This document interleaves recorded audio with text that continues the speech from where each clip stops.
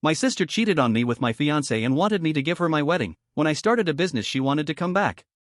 My name is Meredith, and I grew up in a household where love was conditional and alliances shifted like sand. My half-sister, Eliza, was 5 years older, the daughter of my mother's first marriage.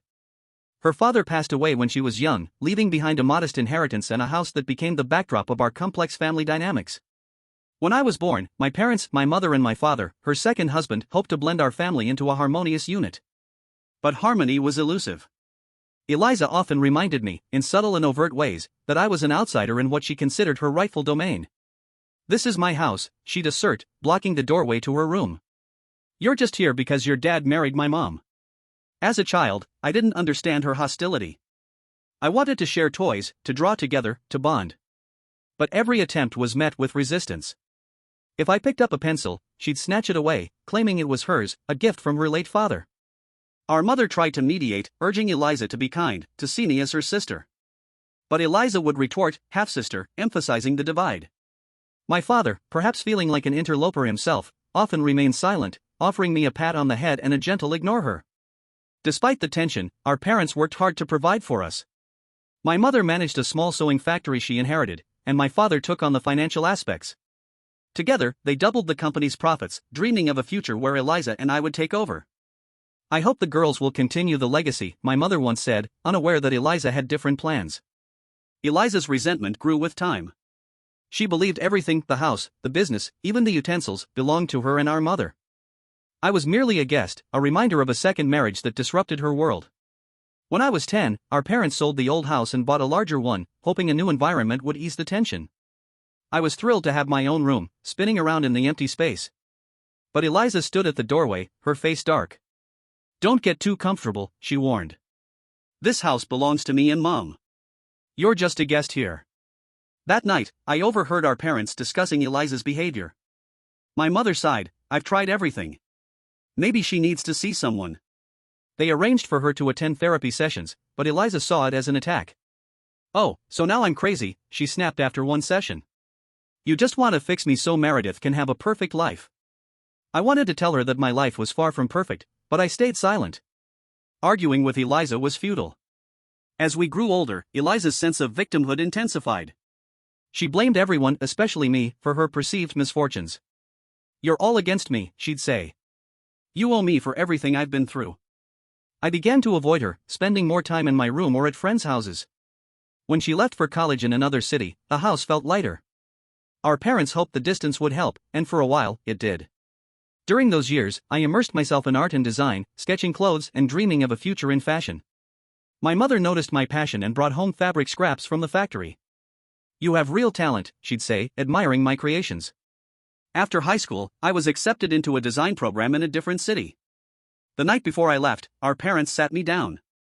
"We're proud of you," my mother said, her eyes misty. "We hope you'll consider joining the family business after graduation." I nodded, grateful for their support but eager to carve my own path. College life was everything I hoped for.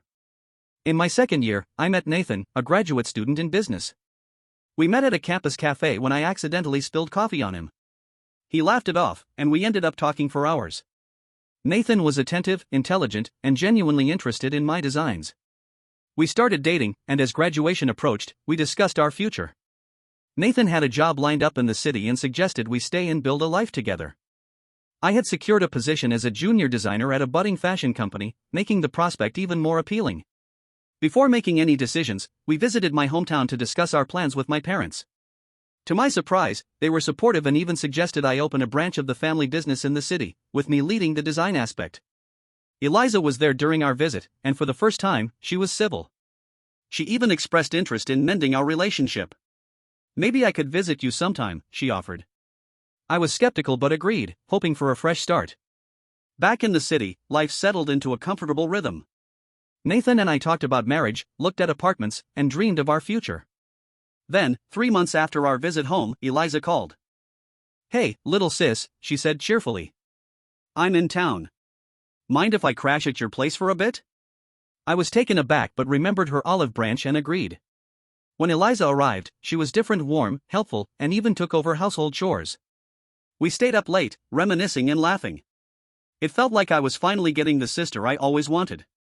One night, over wine, she suggested we open the business branch together. You handle design, I'll manage the business side, she proposed.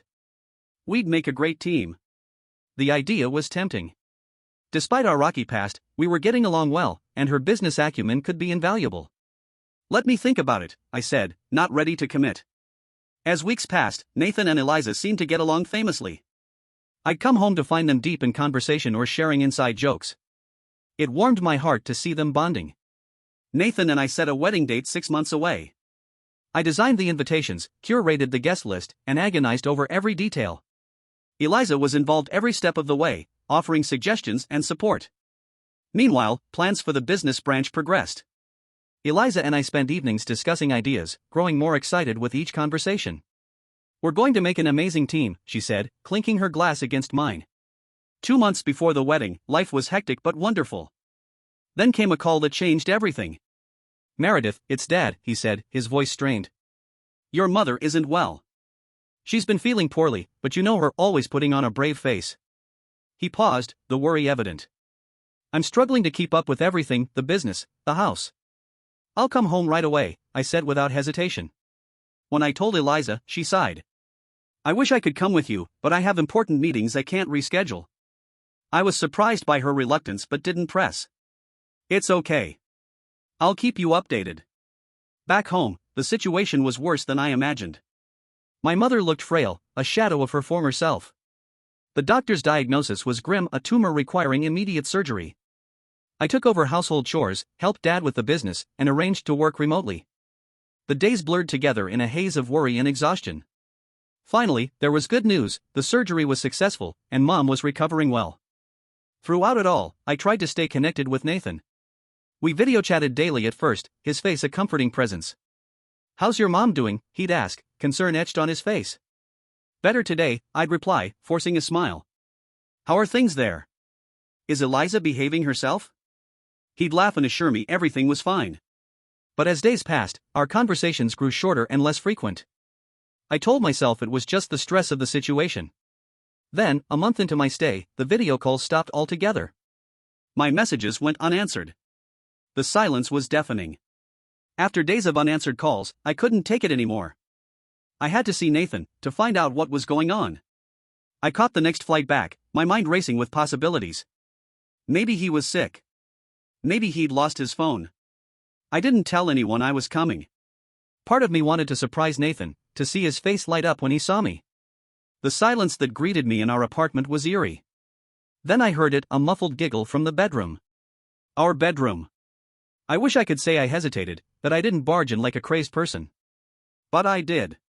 And what I saw, I'll never forget. Nathan and Eliza. In our bed. Entwined. For a moment, I couldn't move. My breath caught in my throat as my eyes registered what my heart refused to believe. Nathan and Eliza, tangled together, utterly at ease, in the bed Nathan and I had picked out together, the room we had painted as a symbol of our future. My chest tightened, and the rush of adrenaline hit me like a storm. What is this? I asked, though the words barely made it past the dryness in my throat. Eliza sat up first, not even flinching. She clutched a corner of the bedsheet around herself with infuriating calm. Oh. Meredith, she said, as if I had just come home from work early and caught her borrowing my sweater. We didn't think you'd be back this soon. My voice cracked. That's it? That's what you have to say? Nathan looked pale, sitting up slowly, guilt flickering across his face. He pulled the sheet over his waist like it could hide the betrayal. We didn't mean for it to happen this way. Eliza sighed, then stood, still covered, still composed. Nathan and we've grown close. Things just happened. A bitter taste rose in my mouth. You're my sister. Half-sister, she corrected, her tone suddenly hard. I stared at her, the weight of years of small cruelties crashing down. The jeers, the cold shoulders, the manipulation, none of it had ever truly ended. I just wanted to believe it had. How long has this been going on? I asked Nathan, my voice sharp now, shaking less. He couldn't meet my eyes. A few weeks. Weeks. While I was caring for my mother, managing the business from afar, and trusting them both in my home, they had been carrying on behind my back. I was going to tell you, Nathan mumbled. We didn't want to hurt you. You didn't want to hurt me? I echoed. You just didn't want to be inconvenienced. Eliza stepped forward. Meredith, look. We know this is difficult, but we're in love. We didn't plan for this, but it's real. We were hoping you'd understand. In fact, we were thinking we'd like to use your wedding plans. I blinked. Excuse me? Well, she said with a strange mix of naivete and audacity, everything's already paid for. The venue, the flowers, even the dress. It just seems a waste, doesn't it? The final thread snapped. I turned without another word, picked up my suitcase from the hallway where I dropped it in shock, and walked out. The air outside hit my face like ice, waking every nerve. I drove to the only place I could, back to my parents' home. I barely made it through the front door before breaking down. My father caught me mid-sob, holding me with the kind of quiet strength that only years of weathering storms can build. My mother, still recovering, reached for my hand and simply held it. No questions. No, I told you so. Just presence. When I was finally able to speak, I told them everything. Every word burned. My father's face went still. My mother looked as if her heart had cracked. I'll speak to her, Dad said calmly, rising from the kitchen table. No, Dad. But he was already dialing. The call was short, and his words were measured. Eliza, it's your father. We know what happened. You've crossed a line that can't be uncrossed. If you go through with this, you are no longer part of this family. I could hear her voice on the other end, shocked, then furious. Of course you'd take her side, she shouted. You always have. Well, guess what? For once, I'm the one who got chosen. How does it feel, Meredith? My father's voice was unshaken. Eliza, you made a choice. Now live with it. The line went dead. In the weeks that followed, I barely left the house. I was heartbroken, not just over Nathan, but over the hope I'd held onto that Eliza had finally changed. That we might rebuild something authentic. I canceled the wedding formally. The vendors were kind, some even refunded portions despite contracts. The hardest part was contacting Nathan's family, especially his mother, Martha. But she called me first. Meredith, I don't even know what to say, she began, her voice trembling. I'm ashamed. We never raised Nathan to behave this way. We thought you were family. We still do. I couldn't speak. I just listened as she offered something unexpected, help. I know it can't undo the damage, but we'd like to cover all the wedding costs. It's the least we can do. True to her word, a check arrived days later. It wasn't about the money, it was the acknowledgement. It gave me closure. It said, you were wronged. With the chaos quieted and the burden of debt lifted, I turned inward. My parents, despite the pain, encouraged me to return to the family business full-time. There was healing to be found in the work, in building something I could own, something no one could take from me. Each design became a form of therapy. Every pencil stroke, every color, every fabric selection was a reclamation of my story. I launched a youth fashion line inspired by resilience, strength, and starting over. The response was overwhelming. Letters came in from young people who saw themselves in my clothes, who felt seen, who felt worthy. It filled something in me that betrayal had emptied. And I never heard from Eliza again. Not for a long time. Time moved differently after the betrayal, slower at first, like grief had thickened the air. But as the weeks turned to months, I began to feel myself stirring again, like spring beneath frost. I buried myself in my work, pouring every piece of my soul into the new branch of our family company, which I now led alongside my parents. The youth line I had quietly developed during my recovery found traction quickly. It resonated, not because it followed trends, but because it told a story. My story. The story of being overlooked, of fighting for worth, of finding your voice even when others tried to silence it. We called it True Thread. Within a year, sales had tripled. Our designs were featured in small but influential fashion circles. A well-known lifestyle blogger posted about our resilience collection, and suddenly we were flooded with orders. My parents and I could hardly believe it. My mother, healthier and more vibrant than she had been in years, smiled often. My father, proud but quiet as always, would occasionally squeeze my shoulder and say, "You did this, Meredith." Not in spite of what happened, but because of it. I felt that truth in my bones. We reinvested in the factory, new machines, better materials, fairer wages. For the first time, I wasn't just a designer, I was a builder of something that mattered. As for Nathan and Eliza, they became ghosts. I didn't look them up. I didn't check social media. I didn't ask around. That silence wasn't avoidance, it was a boundary. one I chose to keep sacred. But silence doesn't last forever. 3 years to the week after the day I walked in on their betrayal, my parents and I were finishing dinner on the back porch. The breeze was warm, and the hum of distant cicadas filled the air. We were laughing over a silly story from my childhood when the doorbell rang. My father stood, puzzled. "Are we expecting anyone?" I shook my head, already feeling a chill snake up my spine.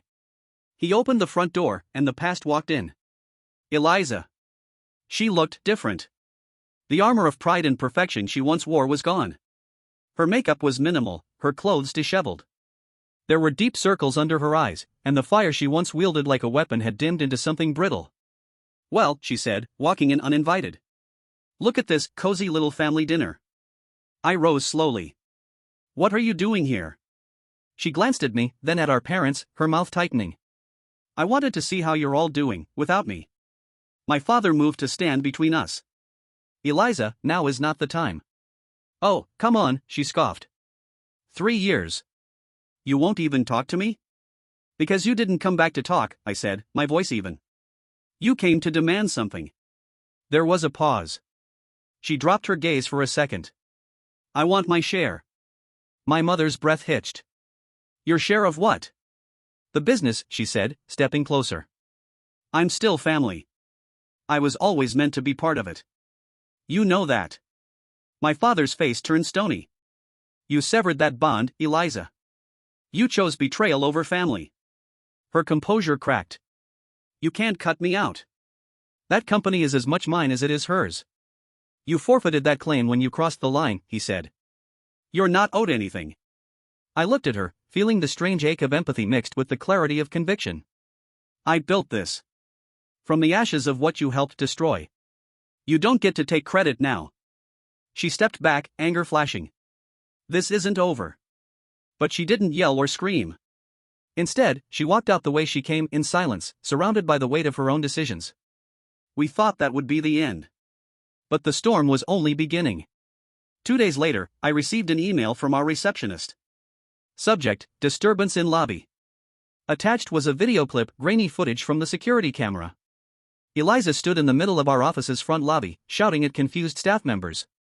"They're liars," she screamed. "Everything they have is built on deceit. That company belongs to me." I watched it once, then deleted it. We called the authorities. A formal warning was issued. But it didn't stop her. Over the next week, Eliza showed up at the factory gates. She left handwritten notes on my car windshield. She sent long, rambling emails about justice and legacy and what she had suffered. When she tried to force her way into our home, shouting, pounding on the windows, my father filed for a restraining order. In the courtroom, Eliza looked small. A shadow of the girl I once knew. She didn't argue. Didn't plead. Just stood there while the judge read the restrictions aloud. When it was over, she looked at me one last time. "I didn't think you'd go this far," she whispered. I met her gaze. Neither did I. She walked out, and for the second time in my life, I felt her leave. This time, there was no grief. Only release. The weeks after the court hearing were quieter, though the silence felt heavier than before, like a storm had passed but left the sky a shade more somber. I returned to work with a new kind of focus. Not the frantic, survival-driven kind I had relied on after the betrayal, but a measured, steady determination. I'd reclaimed everything that had once been used to hurt me. My home, my name, my voice. And more importantly, my peace. The restraining order meant Eliza couldn't contact me, come near our home, or step onto company property. That small circle of protection made a world of difference. The employees respected it. Our vendors admired the clarity. And my parents? They finally exhaled. One evening, I found my father standing in the doorway of the design studio I'd built within our factory. The walls were covered in color boards, hand-drawn sketches, and fabric swatches. My latest collection, New Ground, was hanging along the racks, ready for preview. "You've turned this place into something special," he said softly. I looked around. "It doesn't feel like a battlefield anymore." He nodded. "Feels like home." It was in that moment I realized the true transformation. This wasn't just a business or a coping mechanism, it had become a sanctuary. A space that didn't just survive betrayal, it transcended it. We decided to host a launch for New Ground. It would be our first full public event since the youth line took off. We invited buyers, small boutiques, fashion journalists, even a few style influencers. I was hesitant at first, worried about stepping back into the spotlight. But I remembered my mother's words from years ago: design isn't just about what's beautiful. It's about what's brave. So, I said yes. The night of the launch was electric. The main room glowed with soft lighting that shimmered against the deep hues of the clothing line. My designs were proudly displayed on models who walked the narrow catwalk we had created between sewing machines and cutting tables, in homage to our roots. When I walked out to greet the crowd at the end, I was met with applause that felt more personal than performative. These were people who'd followed the story. People who knew what I had risen from. And among the crowd, I saw a familiar face. It wasn't Eliza. It was Martha, Nathan's mother. After the event, she approached me cautiously. "Meredith," she said, her voice gentle. "I know this might not be the place, but I wanted to say something." I offered a cautious smile. "You're welcome here. I just wanted you to know that what you've done, it's extraordinary." I know I already apologized once, but it bears repeating. "I'm so sorry for what happened to you." I nodded. "Thank you. That means a lot." "He lost everything," she said suddenly, a sad honesty in her voice. "Nathan. After Eliza left, he spiraled. Left the firm. Moved to a smaller town. He doesn't talk to anyone anymore." "I don't need to know," I said gently. She smiled, not offended, but understanding. "Of course. Just thought you should hear it from someone who wasn't part of the fire." That was the last I ever heard about Nathan. As autumn approached, I leaned harder into the expansion. We partnered with a nonprofit that trained young adults in sewing and garment production. We offered internships. Scholarships. The very factory that once represented tension now breathed opportunity. One afternoon, I walked past a young intern named Talia. She was bent over her station, carefully aligning seams, her brow furrowed with focus. "You're doing great," I told her. She looked up, beamed, and said, "This place, it's changed my life." That night, I cried, not out of sadness, but out of the fullness of knowing that the worst part of my life had become the foundation for someone else's fresh start. And then came the letter. I found it in my mailbox one evening, tucked between a charity appeal and a catalog. The handwriting on the envelope was unmistakable, Eliza's. I took it inside, stared at it for hours before finally opening it. There was no return address. "Meredith. I know I have no right to write to you. I know the boundaries, and I will not cross them again. But please let me say this one thing. I was wrong. About everything. About what love is. About what family means. About what I was owed. I wanted to punish you for existing when the truth is, you simply did. You lived. You thrived. And that scared me. I thought by taking something from you, I'd feel whole. But I only ended up more hollow." Nathan left. The business I thought I could start fell apart. I burned every bridge. But you built something. I see you in the news sometimes. In those articles about women in fashion or local business awards. You're always smiling. I can't remember the last time I smiled like that. I'm not asking for anything. Not forgiveness. Not contact. I just wanted you to know I finally understand. And I'm sorry. Eliza. I folded the letter and placed it in the drawer of my desk. I didn't cry. I didn't rage. I simply sat with it. Regret was hers to carry. Peace was mine. The letter sat in my desk drawer for weeks. I didn't mention it to my parents. I didn't bring it up with anyone. Some words are meant to rest in silence. Eliza's apology, however delayed and imperfect, was one of them. Forgiveness, I learned, doesn't always require a reunion. Sometimes it just means laying the past down and choosing not to pick it up again. Life moved forward, and so did I. True Thread expanded into 3 more cities. We launched a seasonal mentoring program for young designers. I began teaching part-time at the local design institute, and to my surprise, I found I loved it. Seeing raw talent bloom reminded me of myself when I was sketching on notebook paper, dreaming under a roof where love was sometimes scarce. One afternoon, I gave a talk at a regional women's business summit. The theme was resilience, and I found myself speaking not about Eliza or Nathan, but about what it means to stand in your own identity.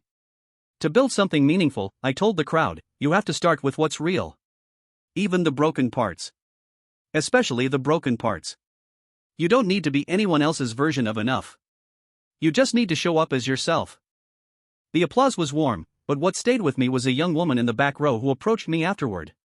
"My sister and we haven't spoken in 5 years," she said, her voice barely above a whisper. "But hearing you made me think, maybe I don't need to wait for her to change before I start healing." That moment, more than any award, any revenue milestone, any collection preview, was the most gratifying. It reminded me that while pain isolates, healing connects. That fall, I bought a small house on the edge of town. It wasn't grand, but it had large windows and a sunroom I turned into a creative studio. My parents helped me move in. We hung photos on the walls, my college graduation, the night of our first major launch, a snapshot of Mom and me at the factory, laughing with our hands covered in dye from testing new fabric colors. It was my space. My history. My future.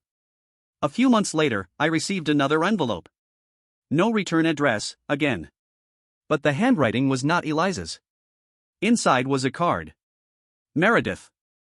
I don't know if she ever told you, but Eliza passed away. It was peaceful. She had been sick for a while. She didn't want anyone to know.